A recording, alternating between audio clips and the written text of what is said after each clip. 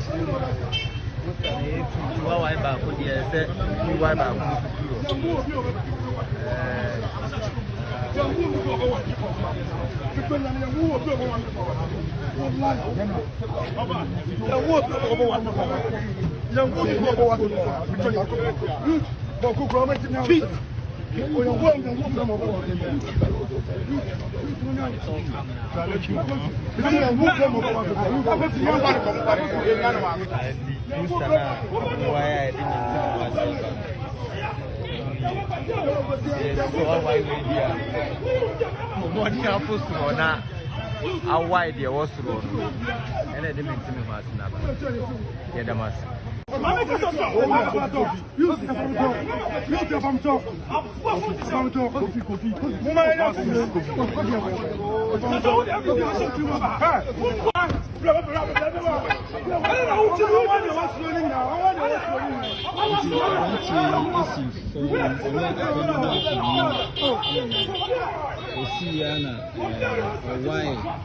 poster lawyer to me poster a few or why an NDC to say why the focus na NPP na why no and they say a branch in me and a day side the constituency Toba na na pay rounds kakra nti rounds ye ku bebia e hu se Afenyo market ni Kofi budos e bi Toba no omuduwa remember former NDC ni poster no enti one bebia me gina no constituency bebia Toba please bias one ye gina ona omudu ka be du no musilu free lo kwanso na budo fomu azamu ko bebia Toba no o ye poster no e bo na two ene wo NDC ni dia no e free we e kwase no Sarentina, who NDC ni poster no, NPP ni the NPP ni the so the wife you. Until all was penny for the behind. Every one of us then a sinus. I'm a poster no. Until all giddy can pata any other. I'm a pattern in your 2 car. Ebesi party office anymore. The general say was that in Budo for us a dua. Edwin come do anymore. None penny for the car no poster. Okay, say Mujina Hano was signed the Budos now. Why now?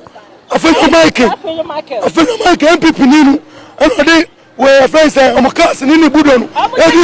Omudu ya kano and I'm saying see from the Budon libi and some who post no kano and yeah one say Sunday ene yempre it's here Benjamin na nipa no get confuse ni monu o ma jano wa traka ni mko and ye go for na see yempre no o ma teba akwa watum nti ya stress ye gwe bono matire no o mko yiri me e say yempre so bi firi baby I go take Kuromo ye pass nyewa omi fi baby na ntokwa ba support na mo wan dey ntokwa eni oye ne e be ba Kuromo no mo dey tense amae ni e be guwa no mo dey kwa mo kwa wi e dia ye mpre ye ne na ko sto baby ato baby ni e ko nti MBB for no o mo na mo kasa ni e poster no mo wa no o mo nya wa edu ana sata ma park wo aha pepe party office eni ma ka pepe me park here no ye mu an say yawawa ye posters efi ye ka ho a ewa ha road no so no mo wawa Jona zongo ga ba ko ye say friend zongo president o say na dey na ko so na ne ma ni bo dede nto ye so raso mo na fonyo mu tuka na ye de airport na ye ihe wa na ye so ehun but ye ma kwa no mo hu ye de nwa poster. We are just here. Ye hu de na omomoka kese wo aba best sport say no say oya so o stop wo mti omoman enko na ma tension aba na tension aba say ye bia ye party office animo party office enyo NPP party office na police asabechi nipa na onu moma omo Afenyo man can go for an NPP for our poster na de ye ntimi anti na ye mama ya wa ha party office nipa na ono support say o ma ye wa poster no police abeche no na sa na police eduma na ye na ga ni de woni videos ni wa ha akwa ofa so beche no yeso be me mpanifo hu na be mra kwa so mo ne na fa so o mo hwehwe asem mu asimposi na yesa de a NDC na say o mo be sisi yen ba konwa no mo ye den ya je akonwa na akonwa no mpo mo ko ifa mai akonwa no NDC fo akonwa Asama mpesa mekache Ghana Police IGP any nimpeni for ne omo ase ni ye president say ye ma kwan sade ebia NDC ni bakwa akoye bone de ye be pia no so onko ho ba so onya bone na NPP di bone be ba be take de ye be face wom police so ba ye ma kwan no mo de ye nipa bako bia akọ because enum gu ase just NDC office ni ufo so ya by some short meters be no do NPP office na Afenyo be create simwe ni ya chi ye nipa na ese ye nyina ekogu police station na so ma fa se aye de omeye sana oni police na asese ho sana etie nka se police no mu nyina papa wo abonifo no pese omu kuti aye no abonifo na Afenyo mu fa o ma ATS no sa abonifo no pese omu kuti aye efutu be na de ma nkofo me afutu me pese me de mom no say enye we na ese adwe ho. All right, so every video we e buy no. Then we also saw another video where Masawood, our NPP, third vice chairman, Chairman Buga, or also now or granting interview. Now in the interview, I know granting. He was talking about the fact that Opasumje and Wantia said the reason why so far Azorka, Azorka boys Akwatia when Ono Masawood, any Chairman Buga, what I say Buga boys, Omu entimin ko tamalenko ye dede o so enka so far Azorka no ending name na peace entimin ko so Akwatia na busia. In the midst of that interview, Ena opinion friend say Azorka, Chairman Azorka, wotumi ebae ebepie wa na say the interview na Masawood granting nyane de. Now tie de course so Azorka no oba Akwatia. Me Alhaji Masawood mi si mi mbatamale. Na Azorka to mi ba Akwatia. Mi hunsa. So munkachira Azorka say munkachira anya yiri shelan yerma mponna anya ba ma mponna yiri anya ba ma kanjel mponna ne list bi se kan nyabla ba Azorka your mother I say your mother I say your mother brother look mponna anya ba ma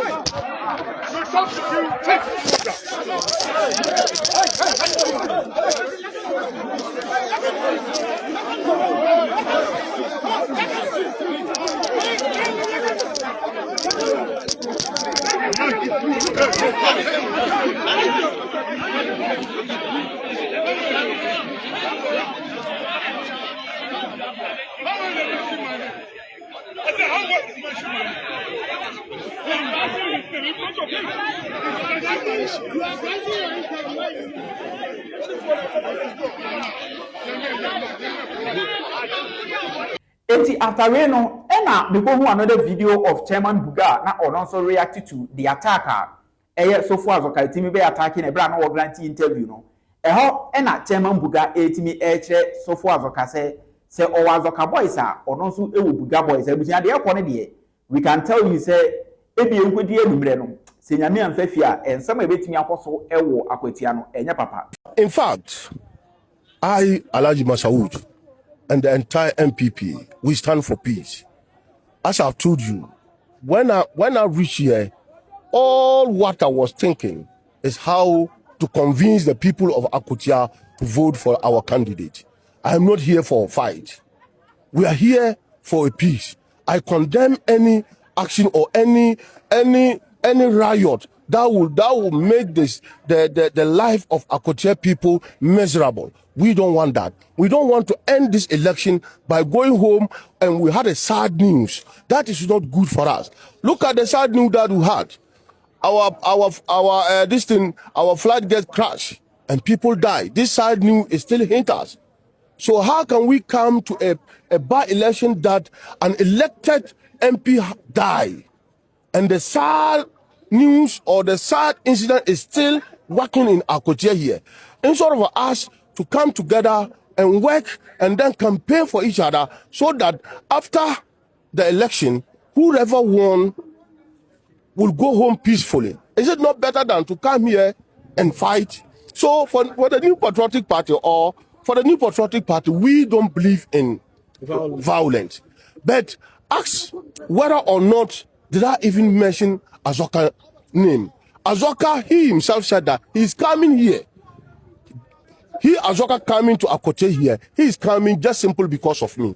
He's coming to attack me. That is what he said. And he told me categorically that he is going to kill me today here. So I have reported the incident to the police and what this kind of juvenile behavior that he exhibits here, it is clear and in the presence of the peace officers, I have reported the case and the case would not end here.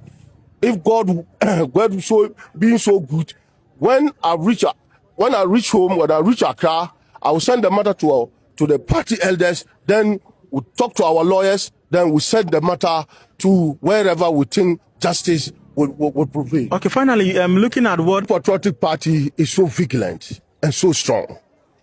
We here, nobody can intimidate us. We have seen that it is a plan that the NDC plan to come to our various strongholds to cause confusion, whereby people cannot come out to vote so that they will take advantage of that. We are ready for them. We will not allow ourselves to be intimidated. We are not going to allow ourselves to put fear and panic. We here are trying. We are trying to work hard to protect our ballot. We are trying to work hard to protect our voters. No matter what the NDC did, Akwatia will be in Akwatia till when the voting will end. Nobody will move an inch. Whatever they want, we want that thing. All right, thank you so much. Then this video is also Chairman Azorka Nemua. What they warning, Afenyo marking say that previous video I had say Afenyo markings Ekosiisen posters no. So far Azorka Chairman says and go back to Afenyo markings we change the Saminka, Entins and Pa in Akwatia. Omisi Afenyo marka baha. Midona kabetunwa. Ye be ye by election krum. Wallahi. Yet ye call ye friend saying your police station catch so ha. Ankabetunwa. Midona Afenyo marka by election krum. We are ready for that. If you are not respecting the police, Wallah will do by election is constituency. Why lucky no omunia?